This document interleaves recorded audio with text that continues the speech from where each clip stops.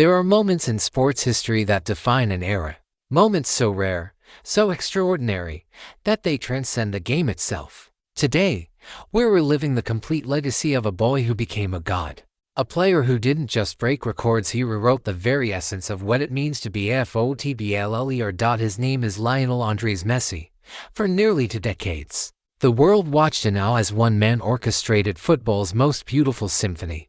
From the streets of Rosario to the grandest stadiums on earth, this is his untold story. This is the journey of a legend. In a humble city called Rosario, Argentina, a child was born with a gift nobody could quite explain. At the age of 10, Messi was diagnosed with a growth hormone deficiency, a condition his family could barely afford to treat, and one that should have ended his dreams before they began. But destiny had other plans. His father saw something extraordinary in young Leo, something that transcended physical limitations. He knew that talent, raw and unfiltered, could overcome any obstacle. At 13, Messi and his family moved across an ocean to Barcelona, where the club agreed to pay for his treatment and enrolled him in La Masia, the most prestigious youth academy in the world. The coaching staff remembered one thing: he was impossibly small. They also remembered one other thing: he was impossibly brilliant.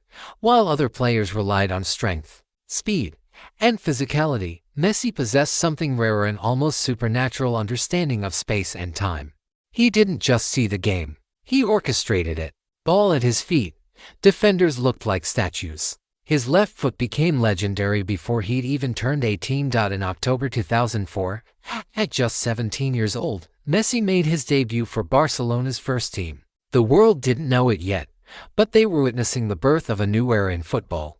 An era that would belong to one man and one man alone. 2006.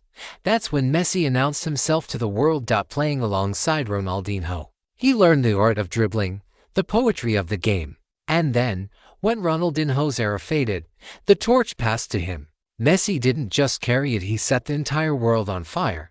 The numbers were staggering: 73 goals in the 2011-12 season alone, 91 goals across the calendar year of 2012, a world record that still stands today.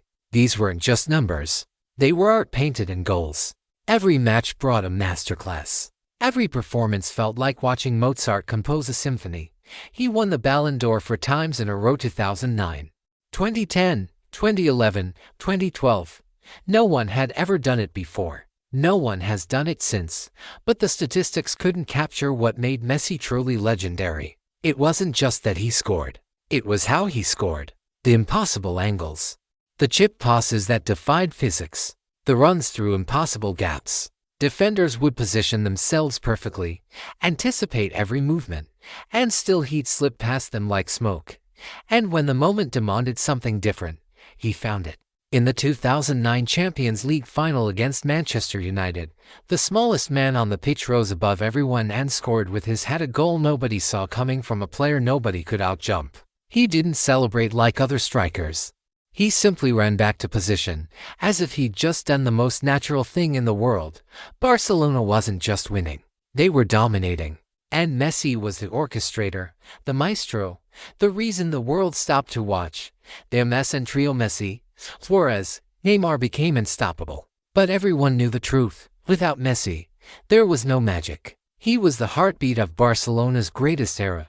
League title after league title, 4 Champions League trophies, countless moments of pure, distilled genius. This wasn't just football excellence, this was art. Then came a moment that shook the football world. August 2021, and one of the most shocking announcements ever: Messi left Barcelona, the club that had raised him from a boy, the club where he'd become immortal. Crushed by debt and bound by the league's salary rules, Barcelona could no longer afford their own legend. The world watched in disbelief. Messi signed with Paris Saint-Germain. On paper, it seemed perfect. Messi joined Mbappé and Neymar, 3 of the world's best players in one team. The football world said it was a super team that would dominate Europe. But something was different. The first season at PSG was a struggle. Not because Messi had lost his talent, that was impossible, but because he'd lost his home. The system at PSG didn't suit him. The football wasn't free-flowing. The crowd wasn't his. The magic wasn't there. Fans questioned him. Critics doubted. Could he still perform at the highest level? Was his legacy tied to Barcelona alone? The narrative shifted. After nearly 20 years of being untouchable, Messi was suddenly vulnerable. This chapter of his story was different. It wasn't about triumph. It was about resilience. About a man at 34 years old, fighting to prove that his genius was eternal, not just a product of circumstance. He worked harder than ever. He adapted. He fought. But deep down, everyone knew the same thing: Messi needed to come home. Not to Barcelona, but to something greater. He needed redemption on the biggest stage of all. November 2022, Qatar. The moment every Messi fan had been waiting for. For nearly 2 decades, Messi had been the finest player on the planet. He had won almost everything the game could offer except one thing: the World Cup, the tournament that defines legacies, the trophy that separates great players from immortal ones. At 35 years old, this was his last chance. Maybe his only chance. Argentina's journey began badly. They lost their opening match to Saudi Arabia, one of the greatest upsets the tournament has ever seen. Suddenly, the dream looked finished before it had started. Messi carried the weight of a nation that had waited 36 years to lift the ultimate prize. But as the tournament progressed, something magical happened. It wasn't just about Messi anymore. It was about destiny. It was about a player, a team, and an entire nation finally coming together. Group stage, quarterfinal, semifinal. Messi played like a man possessed. Every match was another chapter in the greatest redemption arc in sports history. He didn't just play, he inspired. He led. He showed that at 35, with everything on the line, he could still be the best player on the pitch. Then came the final. Argentina versus France. Messi versus Mbappé. The best of his generation against the future. It became the greatest World Cup final in living memory. Argentina led 2-0. France struck twice in 97 seconds to level it. Messi scored again in extra time and still France came back, 3-0. Messi's passes were poetry. His movement was perfection. And even as the game slipped away and returned, again and again, he never doubted.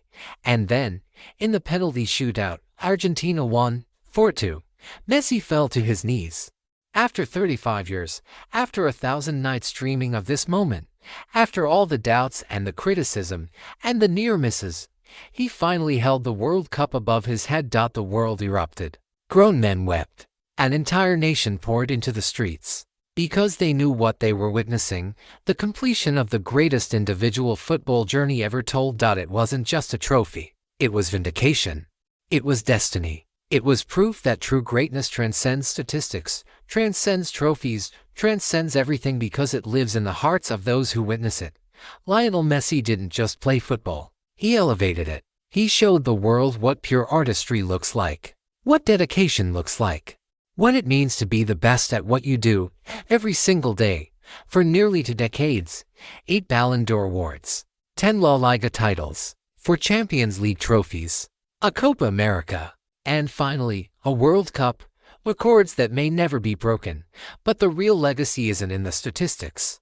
It's in the moments, the impossible dribbles, the audacious goals, the games where he made 11 opposing players look like they were playing a different sport. The night he finally brought the World Cup home and reminded the world why he was always the greatest. When football is played 100 years from now, when new legends are born and new records are set, people will still talk about Messi.